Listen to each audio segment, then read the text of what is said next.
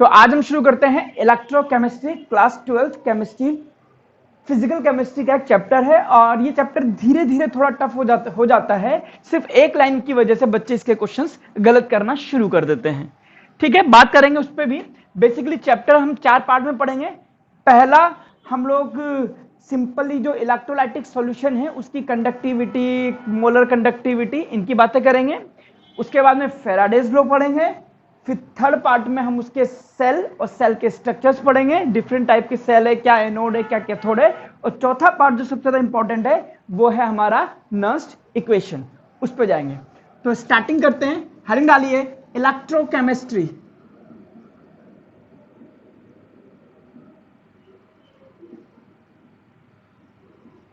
ये वर्ड हमें बता रहा है कि ये इलेक्ट्रोकेमिस्ट्री, केमिस्ट्री का मतलब हम कह सकते हैं केमिकल सब्सटेंसेस हैं, केमिकल रिएक्शंस हैं, उनकी बातें होंगी। इलेक्ट्रो का मतलब इलेक्ट्रॉन यानी कि इलेक्ट्रिसिटी से रिलेटेड बातें होंगी। कहने का मतलब यह है कि आप इस चैप्टर में इलेक्ट्रिसिटी और केमिकल रिएक्शन, इन दोनों के बीच में क्या रिलेशन है वो चीज पढ़ने की कोशिश करेंगे। हमने 10th में, 9th में, 11th में ये काम कई बार कराया हुआ है कि हमने एक सॉल्यूशन लिया है, उसमें कोई रिएक्शन करवानी हो, जैसे वाटर का हाइड्रोलिसिस कराना है तो हम इसमें इलेक्ट्रोड डाल देते हैं और इसको बाहर से करंट दे देते हैं और ये केमिकल रिएक्शन करवा देते हैं। यानी कि हमने इलेक्ट्रिसिटी दे करके केमिकल रिएक्शन करवाई है। लाइक आई सेड कि रिवर्सिबिलिटी का प्रिंसिपल होता है नेचर में। मेजरली जब आप यहां बात करते हैं कि इलेक्ट्रिसिटी से केमिकल रिएक्शन करवा रहे हैं तो क्या यह भी पॉसिबल है कि केमिकल रिएक्शन से इलेक्ट्रिसिटी बना दे? तो वो चीज जो है हम पढ़ते हैं इलेक्ट्रोकेमिस्ट्री में। बेसिकली इलेक्ट्रिसिटी से केमिकल रिएक्शंस कैसे कराई जाती हैं और केमिकल रिएक्शन से जो केमिकल एनर्जी बनती है उसको इलेक्ट्रिसिटी में कैसे चेंज करा जाता है, इस चीज की स्टडी केमिस्ट्री की जिस ब्रांच में करी जाती है उसको हम बोलते हैं electrochemistry. Write down. Electrochemistry is a branch of chemistry. Electrochemistry is a branch of chemistry which deals with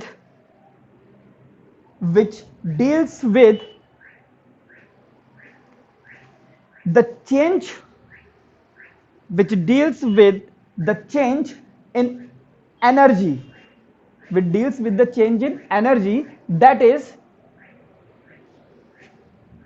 that is from chemical energy to electrical energy,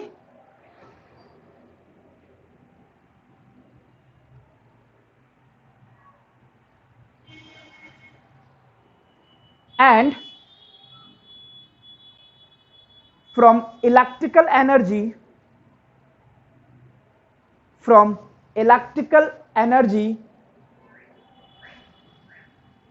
to chemical energy. और ये सारा काम जिस सेल के अंदर कराया जाता है उसको हम बोलते हैं कंडक्टिविटी सेल। तो जनरली हम लोग बात करेंगे कि सेल हमारे पास दो टाइप के होंगे। एक वो सेल, हमने दो बातें करी इलेक्ट्रोकेमिस्ट्री में कि इलेक्ट्रिकल एनर्जी से केमिकल एनर्जी और दूसरी केमिकल एनर्जी से इलेक्ट्रिकल एनर्जी। तो एक सेल हो गया हमारा इलेक्ट्रोलाइटिक सेल, ये हमने अभी तक करे हुए हैं। इलेक्ट्रोलाइटिक सेल जैसे ये वाला हमने बताया था कि इसमें इलेक्ट्रिकल एनर्जी दे करके हमने केमिकल रिएक्शंस करवाई हैं। तो बेसिकली ये क्या करता है, इलेक्ट्रिकल एनर्जी को चेंज करता है केमिकल एनर्जी। इसमें पॉजिटिव यानी कि हाई पोटेंशियल से जुड़ने वाली रॉड को, इलेक्ट्रोड को हम कहते हैं एनोड, और जो लो पोटेंशियल से जुड़ती है उसको हम कहते हैं कैथोड। तो बेसिकली एनोड पॉजिटिव चार्ज होगा और कैथोड नेगेटिवली चार्ज होगा। और लिख लीजिए हम इसमें क्या करवा रहे हैं, रिएक्शन करवा रहे हैं, किसका यूज करके, इलेक्ट्रिकल एनर्जी का। तो लिखिए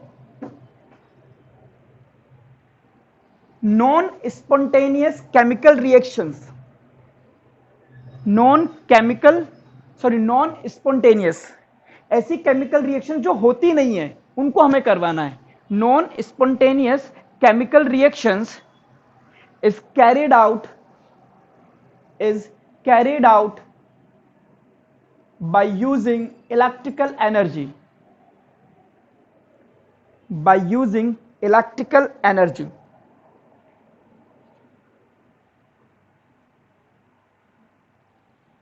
और दूसरे होते हैं हमारे पास गैल्वेनिक सेल, और इसको हम वोल्टेइक सेल भी कहते हैं, और कई बार इसको हम इलेक्ट्रोकेमिकल सेल भी कह देते हैं।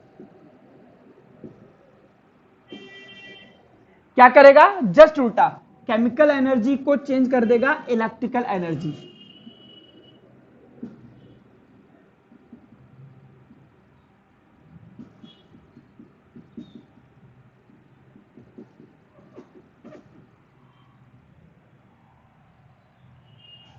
इसमें उल्टा हो जाता है, एनोड नेगेटिव हो जाता है, कैथोड पॉजिटिव हो जाता है।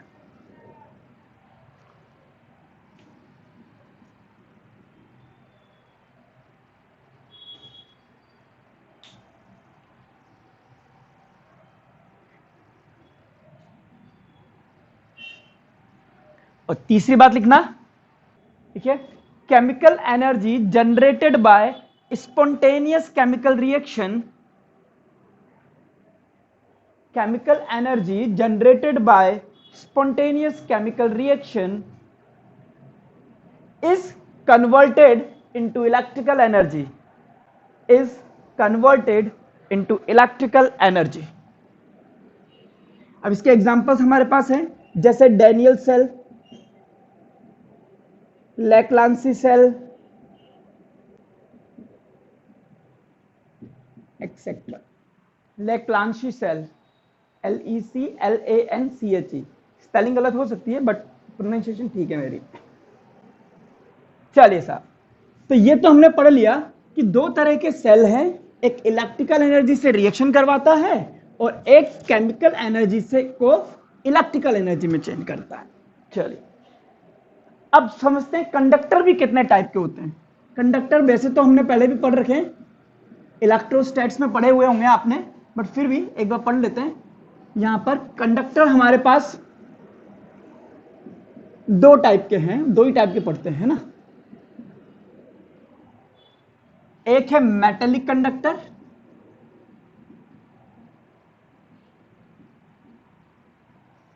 और एक जो सॉल्यूशन होता है सेल के अंदर, जो सॉल्यूशन भरते हैं, इसको हम बोलते हैं इलेक्ट्रोलाइटिक सॉल्यूशन, और यह भी एक कंडक्टर की तरह बिहेव करता है, इसको हम कहते हैं इलेक्ट्रोलाइटिक कंडक्टर। तो दूसरा है इलेक्ट्रोलाइटिक कंडक्टर।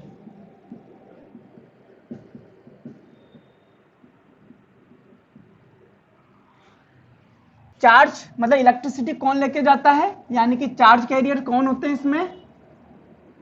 इलेक्ट्रॉन्स। जबकि इसमें इलेक्ट्रिसिटी किसकी वजह से जाती है? आयंस की वजह से।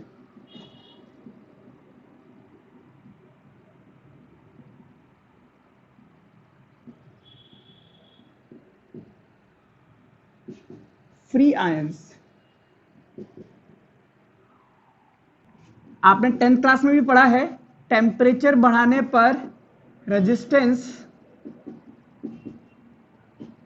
बढ़ जाता है इनका, और कंडक्टिविटी कम हो जाएगी, लेस कंडक्टिव रहेगा। बट इनके साथ ऐसा नहीं होता, टेम्परेचर अगर आप इनका बढ़ा दोगे तो इनकी कंडक्टिविटी बढ़ जाती है। कौन ज्यादा इफेक्टिव है? मेटेलिक, क्योंकि करंट को ले जाने की जिम्मेदारी इलेक्ट्रॉन की होती है। इलेक्ट्रॉन लाइटेस्ट पार्टिकल है, इजीली मूव करता है, इसलिए करंट आसानी से आपको मिल जाती है। More effective.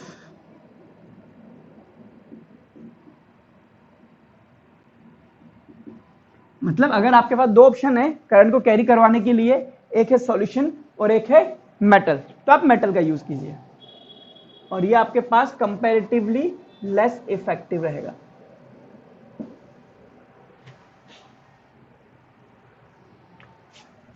इस पर फेराडेज लॉ नहीं लगते। वो क्या है हम आगे पढ़ेंगे। Faraday's laws are not applicable.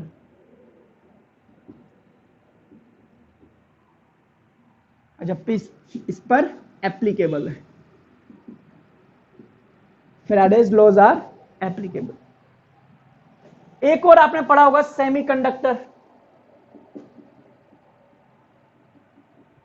या फिजिक्स में पढ़ेंगे, पूरा चैप्टर है इसका सेमीकंडक्टर का।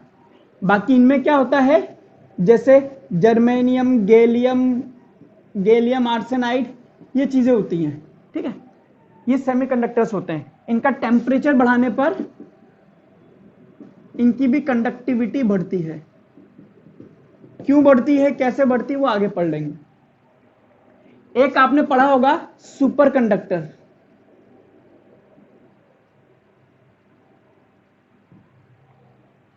क्या होते हैं ये, जिनका रेजिस्टेंस जीरो होता है। तो आइडियली सुपर कंडक्टर हमको नहीं मिल पाता, लेकिन बहुत कम टेम्परेचर पर कुछ अलॉयज हैं जो कि सुपर कंडक्टर की तरह बिहेव कर जाती हैं। और आजकल तो सिरेमिक के भी आने लगे हैं, तो वो हमारे सिलेबस में नहीं है वैसे। तो हम कह सकते हैं metals were known to have zero resistance at extreme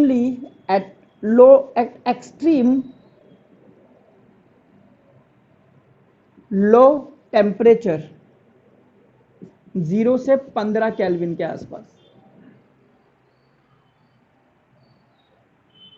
तो ये कुछ छोटी मोटी चीजें और हैं। और आजकल के तो सिरेमिक के मटेरियल ऑक्साइड बना करके 150 केल्विन तक पे भी वो सुपर कंडक्टिविटी शो कर जाते हैं ऑलमोस्ट। तो आप चाहे तो वो लाइन लिख लीजिए, अगली लाइन भी लिख लीजिए इसमें।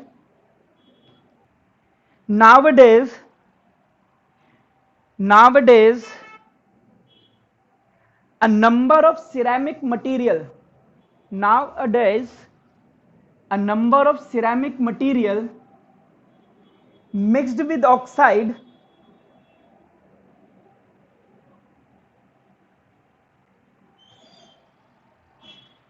number of ceramic material and mixed oxide number of ceramic material and mixed oxide are also known as superconductor, are also known to show superconductivity at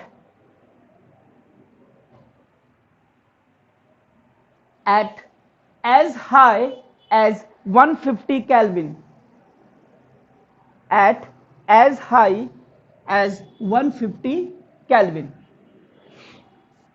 well, हमारी स्टडी का पार्ट न ये है, न ये है, न ये है। हमें पढ़ना है इलेक्ट्रोलाइटिक कंडक्टर। हेडिंग डालिए, factors affecting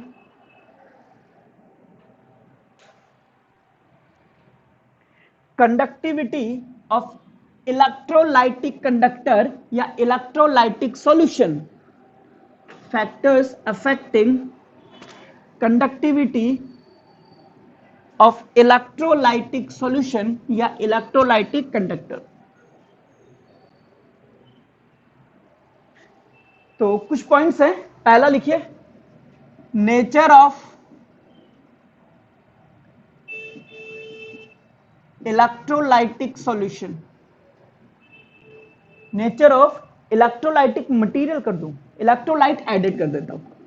nature of electrolyte added, कौन सा इलेक्ट्रोलाइट मिलाया है, NaCl मिलाया है, कॉपर सल्फेट मिलाया है, पोटेशियम क्लोराइड मिलाया है, कौन सा मिलाया है, उस पर डिपेंड करता है।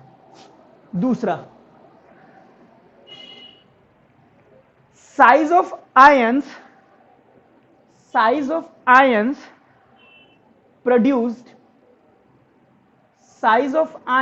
produced and solvation।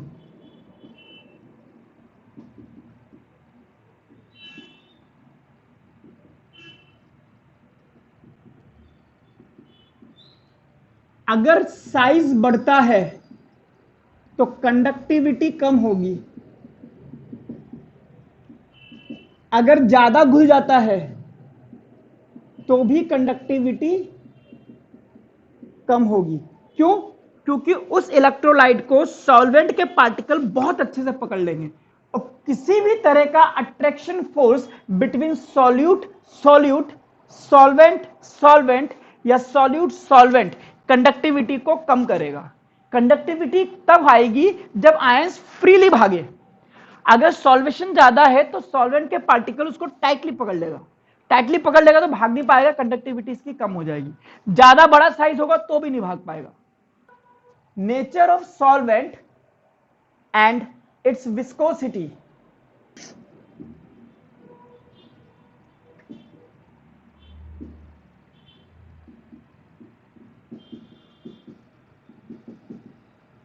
अब विस्कोसिटी क्या होती है? अगर सॉल्वेंट के बीच का इंटरेक्शन हाई है तो हम कह देंगे मोर विस्कस है। अब आपको दिख ही रहा है, ज्यादा विस्कोसिटी होगी तो कंडक्टिविटी कम हो जाएगी, विस्कोसिटी बढ़ेगी तो कंडक्टिविटी कम हो जाएगी।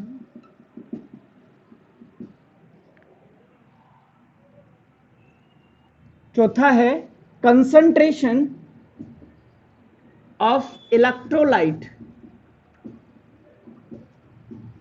तो बेसिकली कंसंट्रेशन बढ़ाने पर कंडक्टिविटी कम हो जाती है। ये हम आगे पढ़ेंगे, अच्छे से पढ़ेंगे, बट अभी तो ये 4 पॉइंट है जिस पर हमारा इलेक्ट्रोलाइटिक सॉल्यूशन की कंडक्टिविटी डिपेंड करती है।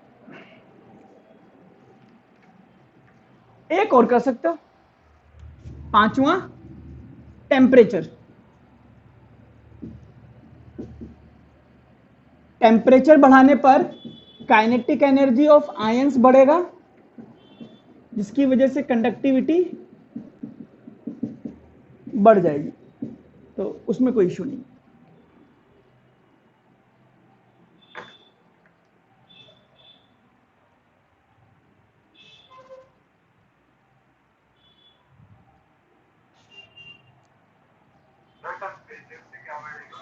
काइनेटिक एनर्जी ऑफ आयंस, जो आयंस है वो तेजी से भागेंगे, तेजी से भागेंगे तो कंडक्टिविटी बढ़ेगी, सिंपल सी बात। तो मोटा मोटा हिसाब ये है कि अगर चाहे वो मेटल की बात कर लो चाहे इसकी सॉल्यूशन की बात करो, अगर तेजी से भाग रहा है कोई चीज तो कंडक्टिविटी बढ़ेगी, चाहे वो इलेक्ट्रॉन भागे चाहे वो सॉल्यूशन के अंदर आयन भागे, तभी तो करंट जाएगा ना। अब देख लो कौन किस केस में ज्यादा तेज भागेगा। चलिए सर, तो ये तो हमारे पास सिंपल माहौल बनाया हमने कि हम क्या पढ़ने जा रहे हैं, ठीक है। अब देखिए हमें क्या करना है कि कुछ टर्म समझनी है। लाइक मैंने ये बोला था कि हम ऐसा नहीं है कि ये जो इलेक्ट्रोलाइटिक कंडक्टर है इसमें वायर डाली और डीसी पास कर दी और हमारा काम शुरू हो गया, नहीं, ऐसा नहीं होता। 2 प्रॉब्लम आती है। पहला कि जो आपने इलेक्ट्रोलाइटिक सॉल्यूशन लिया है, अगर आप उसमें डीसी को इंट्रोड्यूस कराते हो तो वो केमिकल रिएक्शन परफॉर्म करेगा, और केमिकल रिएक्शन परफॉर्म करेगा तो हो सकता है कि जो आपने इलेक्ट्रोलाइट डाला है वो बदल जाए, केमिकल रिएक्शन हो जाएगी, प्रोडक्ट बन जाएगा और काम आपका रुक जाएगा। एक प्रॉब्लम ये आती। दूसरा, आप वायर को ऐसे कैसे लटका नहीं सकते पानी में, कंडक्टिविटी अगर आपको चाहिए, अगर आपको करंट प्रोड्यूस करवानी है। तो पहली प्रॉब्लम तो ये है कि चलो डीसी आप डालते हो तो केमिकल रिएक्शन परफॉर्म हो जाती है, आपका काम खत्म हो जाता है, तो आप डीसी की जगह एसी का यूज कर लो, चलो एक काम हो गया। बट वायर नहीं डाले जाते, तो उसके लिए हमें बाकायदा प्लेटिनम का इलेक्ट्रोड बनाना पड़ता है, उसको प्लेटिनम की कोटिंग करनी पड़ती है, फिर उसको उसमें डुबोना पड़ता है, जिनको हम इलेक्ट्रोड कहते हैं। और ये सारे काम आप नॉर्मल नहीं करते, इसके लिए एक स्पेशली डिजाइन कंडक्टिविटी सेल लगता है। तो हेडिंग डालिए conductivity cell and terminologies and some terminologies, कुछ टर्म्स पढ़ेंगे। आइए, तो सपोज कीजिए ये आपका कोई कंडक्टिविटी सेल है और इसमें आपने एक इलेक्ट्रोड ये डाली है और एक इलेक्ट्रोड ये डाली है और इसको आपने कनेक्ट कर दिया है और इसमें डाल दिया है आपने सॉल्यूशन। तो 3 इंपॉर्टेंट बातें समझिए। पहला, एनर्जी सोर्स ये रहा,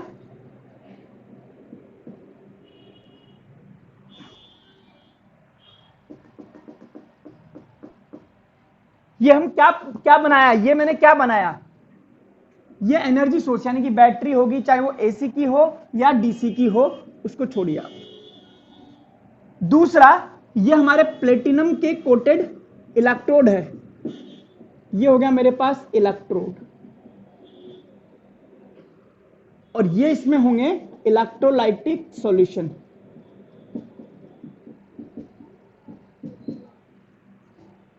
इलेक्ट्रोलाइटिक सॉल्यूशन का एक कॉमन एरिया होता है, वो अगर A है और इनके बीच की डिस्टेंस L है, तो देखिए कैसे यूज करते हैं हम। 10th क्लास से स्टार्ट करता हूं। आपने पढ़ा था resistance rho L upon A। तो पहली चीज पढ़ेंगे हम कंडक्टेंस, ठीक है। कंडक्टेंस को हम बताएंगे सिग्मा से, दैट इज 1 अपॉन R।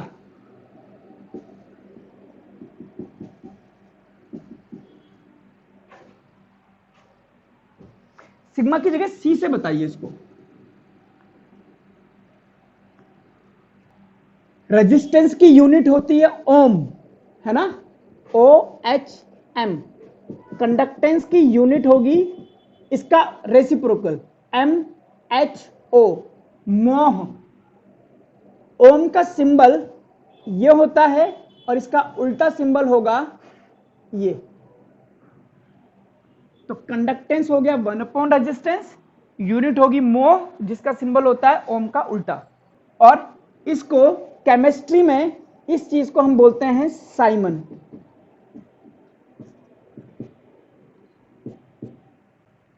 और यह है फिजिक्स। दूसरी टर्म समझिए, हमें पढ़नी है कंडक्टिविटी।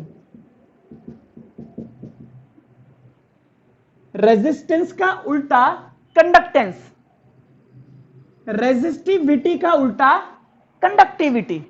और कंडक्टिविटी को हम बताएंगे इस साइन से, देखिए ये और ये, इसको हम बोलते हैं kappa. Kappa that is, kappa जो है हमारे पास 1 अपॉन रो होगा। तो इसकी यूनिट अगर मैं निकालूं तो फिजिक्स में होती है ओम इंटू मीटर, तो यहां हो जाएगा साइमन। मीटर की जगह सेंटीमीटर करता हूं, है ना, सेंटीमीटर का उल्टा, इसको हम बोलते हैं साइमन सेंटीमीटर इनवर्स। ये हो गई हमारे पास इसकी केमिस्ट्री में यूज होने वाली यूनिट, साइमन पर सेंटीमीटर या siemens metre inverse. But chemistry में सीजीएस चलती है ना।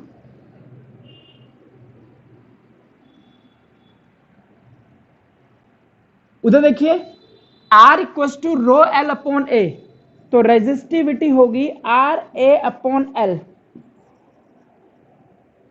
तो कप्पा का फॉर्मूला हो जाएगा इसका उल्टा 1 upon R L upon A। आइए, किसी भी सेल के लिए दो इलेक्ट्रोड के बीच की डिस्टेंस और उसका कॉमन एरिया तो कांस्टेंट होता है। तो L अपॉन A जो टर्म होती है इसको हम बोलते हैं सेल कांस्टेंट, और इसको हम बताते हैं G स्टार से। कप्पा का फॉर्मूला हो गया C इंटू जी स्टार। मैं तो याद भी नहीं रखता इसको, मैं तो इसको याद रखता हूं, L अपॉन A। L क्या है, distance between the electrode, A क्या है, कॉमन एरिया।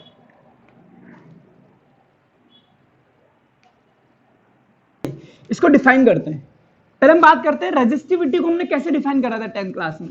हमने बोला था R equals to rho L upon A, तो हम कहते हैं L 1 मीटर हो, एरिया 1 मीटर स्क्वायर हो, तो रेजिस्टेंस को ही रेजिस्टिविटी कह देते थे। हम कहते थे कि resistivity is defined as the resistance, कि किसका, कि ऐसे कंडक्टर का जिसकी लंबाई 1 मीटर हो और cross section area 1 metre square हो तो उसका रेजिस्टेंसियम क्या कहलाएगा? रेजिस्टिविटी। तो इसको न्यूमेरिकली डिफाइन करा गया था। यहां भी हम वही करेंगे। अगर हम ये कह दें कि ये लेंथ 1 मीटर की हो या 1 सेंटीमीटर की हो और एरिया 1 सेंटीमीटर स्क्वायर हो तो ये पूरा का पूरा वॉल्यूम कितना हो जाएगा? इफ L इज 1 सेंटीमीटर और एरिया इज 1 सेंटीमीटर स्क्वायर तो इसके बीच का जो इलेक्ट्रोलाइट का वॉल्यूम आएगा तो volume of electrolyte is A into L that is 1 centimetre cube, यानी कि 1 cc इलेक्ट्रोलाइट। और अगर ऐसा है तो kappa is equal to 1/r, यानी कि कंडक्टेंस के बराबर। यानी कि ऐसे इलेक्ट्रोलाइट की कंडक्टेंस जिसका वॉल्यूम कितना हो? 1 cc हो, क्या कहलाता है? कंडक्टिविटी। लिखिए इसको और फिर लिखवाते हैं। The conductance of 1 cc electrolyte, the conductance of 1 cc electrolyte is called as conductivity। चलिए क्वेश्चन कीजिए जब तक थोड़ा सा मजा आए जिंदगी में। The electrical resistance of a column of 0.05 molar NaOH solution of diameter of plates 1 centimeter, diameter of plates 1 centimeter and length between the electrodes and length between the electrode 0.5 meter, 0.5 meter is 5.55 kilo ohm, full stop। Calculate its resistivity and conductivity।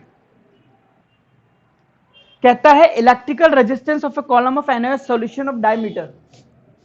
तो suppose करो ये आपका cell है और ये आपके पास plates हैं इस तरह से।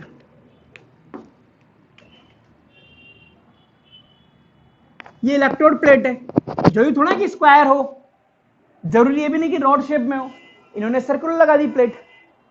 अब क्या कहता है? अच्छा मोलर आपको दे दिया बट आपको जरूरत नहीं पड़ी इसकी। डायमीटर दे दिया इसका, तो डायमीटर इसका दिया है 1 सेंटीमीटर, तो रेडियस हो जाएगी डायमीटर का 2 यानी कि 1/2 सेंटीमीटर। सेपरेशन आपको दे रखी है इसने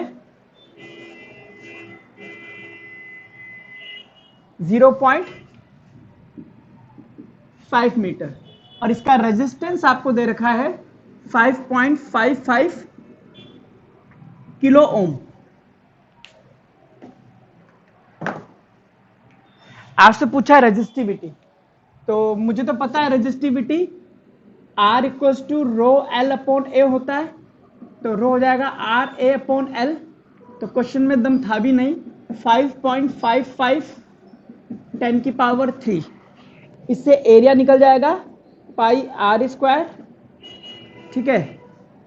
तो पाई 1/2 सेंटीमीटर का स्क्वायर, तो इसकी वैल्यू मैं यहां रख देता हूं, पाई 1/2 सेंटीमीटर का स्क्वायर। मेरे दिमाग में है कि मैंने सीजीएस में काम करा है, क्योंकि केमिस्ट्री में सीजीएस में ही काम करते हैं। लेंथ 0.5 मीटर है, इसको मैं 0.5 मीटर को सेंटीमीटर में चेंज कर दूंगा, इतना सा काम कर दूंगा, क्योंकि जब मैंने ऊपर सेंटीमीटर लिया है तो यहां भी सेंटीमीटर लूंगा, ठीक है। अब इसको आप सॉल्व कीजिए। जब इसको सॉल्व करेंगे तो ये कितना आ रहा था, मैं भूल गया डेटा, 87.135 87.135 साइमन सेंटीमीटर इनवर्स। अब आपको कंडक्टिविटी चाहिए, कंडक्टिविटी 1/ρ 1/87.135, तो 0.01148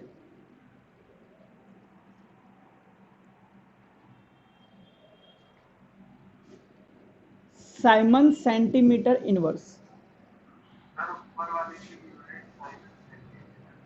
हाँ, साइमन सेंटीमीटर आएगी। साइमन क्यों आएगी?